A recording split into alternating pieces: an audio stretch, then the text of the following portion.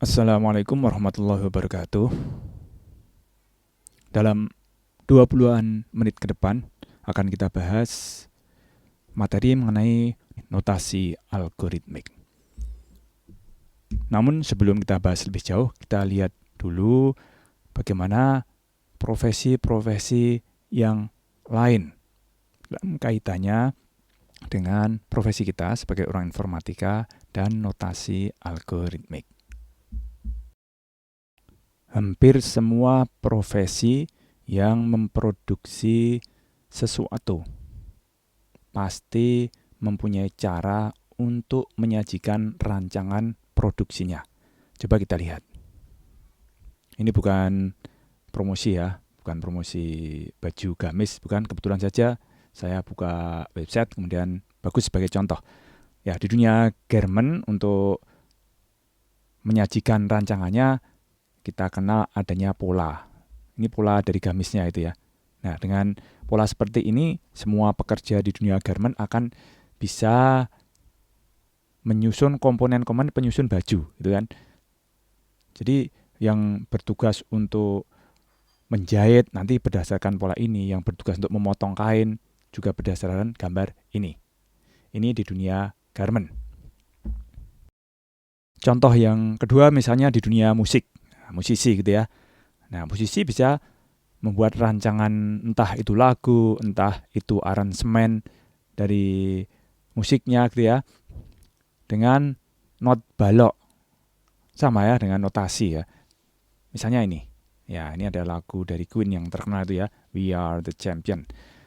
Dengan membaca notasi ini, lagu We Are the Champion bisa dinyanyikan. Sangat terkenal lagunya ini. Ini hanya bisa dibaca oleh musisi yang beneran gitu ya, bukan musisi alam gitu yang denger saja nggak usah lihat not balok malah bisa memainkan musiknya. Ini juga ada rancangan dari petikan gitar atau mungkin malah genjrengan gitar gitu ya, pakai chords. Nih, bahkan piano juga ada. Ini rancangan dari produksi musisi. Dia akan menghasilkan musik, menghasilkan lagu-lagu, itu bisa didesain tadi dengan not balok, bisa juga dengan chord alat musik. Profesi yang ketiga, arsitek ya. Arsitek juga dengan alat untuk menyajikan rancangan produksinya yang berupa rumah misalnya. Ini ada rumah, ya kan? Ada rumah yang berbentuk denah dalam hal ini. Rumah yang dilengkapi dengan bermacam-macam kamar sesuai kebutuhan dari penghuninya. Kemudian ada parkirnya dan sebagainya.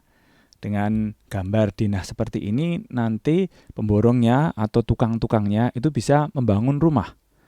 Sehingga rumah yang nanti menjadi produksi dari pengembang properti itu akan sesuai dengan pesanan penggunanya atau pesanan penghuninya. Selanjutnya masih di dunia arsitektur ya. Selain denah juga ada desain yang disebut dengan maket. Ini contohnya maket Masjidil Haram. Ya, bisa dilihat secara 3 dimensi gitu. Sehingga orang yang mau mengunjungi Masjidil Haram itu tidak harus jalan-jalan kaki gitu ya. Dia bisa meninjau seperti apa sih Masjidil Haram secara keseluruhan hanya dengan melihat maketnya. Pasti ini juga bermanfaat dulu ketika proses pembangunan masjid itu. Ini ada contoh menggunakan SketchUp. Dengan SketchUp, detail dari bangunan yang akan diproduksi bisa dilihat baik oleh calon penghuninya maupun oleh entah pemborongnya atau entah tukangnya. Ya, bisa seperti ini. Ini mungkin ada historisnya gitu ya. Itu rumah yang mau direnovasi kemudian bertahap menjadi bentuk-bentuk yang ada di sebelah kanannya. Bahkan jika diperlukan, ini yang di atas ini juga bisa diblok begitu sehingga bisa dihapus sehingga di dalamnya bisa dilihat seperti apa. Ya, ini dunia mereka ya, dunia arsitek. Ini masih ada profesi insinyur mesin gitu ya. Ini kalau mau memproduksi apa ini ya, saya tidak tahu ya. Pokoknya memproduksi barang 3 dimensi seperti ini, mungkin ini dudukan sambungan gitu ya, ada mur, ada bautnya gitu, dia juga menggunakan softwarenya itu AutoCAD, sehingga gambar-gambar yang dihasilkan oleh software ini nanti bisa dimanfaatkan oleh mungkin tukang bubutnya gitu ya, atau yang lebih canggih pakai mesin CNC, dan gambar ini akan memandu proses produksi sehingga nanti produksinya bisa detail persis seperti desainnya. Sekarang kita sebagai orang informatika, apakah juga seperti itu? Tentu saja ya. Kita akan mengembangkan satu program. Itu ada kemungkinan nanti diupdate. Ya kan, seperti Windows itu diupdate, seperti Mac OS diupdate, Linux diupdate, atau Microsoft Word diupdate. Apapun softwarenya diupdate. Kalau tidak ada dokumentasi, tidak ada alat untuk menyajikan rancangannya, bagaimana orang sesudah kita yang akan memperbaiki program kita? Pasti kesulitan. Salah satu bentuk rancangan program adalah notasi algoritmik. Nah, di kuliah yang lain, misalnya di fundament pengembangan aplikasi, nanti akan dikenalkan dengan cara menyajikan rancangan program dalam bentuk kelas diagram. Ada lagi yang lain. Kemarin kita sudah kenal dengan flowchart. Besok mungkin ada lagi data flow diagram dan sebagainya.